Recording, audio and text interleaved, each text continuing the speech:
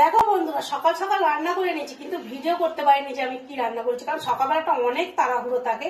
আর যেহেতু 10টার মধ্যে মেয়েও বেরিয়ে গেছে আর তোমাদের দাদা ভাইও বেরিয়ে গেছে, তাই দুজনে খাবার খেয়ে খাবার নিয়ে চলে গেছে।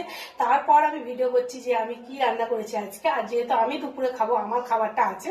আর আজকে একটু বেশি করে তরকারি করে নিয়েছি, যে রাত্রে একটু রুটি করলে হয়ে যাবে, তার জন্য আমি দেখাতে পারছি, কারণ হাফ তরকারি ওরা খেয়ে নিয়ে চলে গেছে।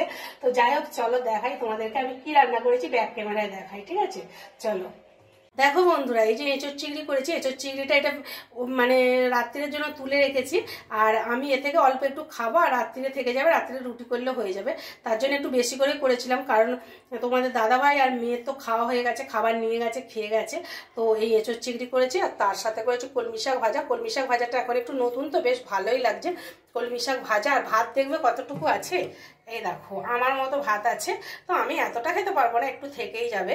তো ভাত, আর তার সাথে দেখো এই যে আলু সেদ্ধ, এটা হচ্ছে তেল লঙ্কা দিয়ে মেখেছি। তো আজকে দুপুরে এই হচ্ছে এঁচোর চিংড়ি, আর সাথে হচ্ছে কলমি শাক ভাজা, সাথে আলু সেদ্ধ আর ভাত। তো আমাদের এতটুকুই রান্না হয়েছে। বন্ধুরা, আজকে আমাদের লাঞ্চের মেনু তোমাদের কেমন লাগলো একটু কমেন্টে জানিও। চলো টাটা, সবাই ভালো থেকো, সুস্থ থেকো।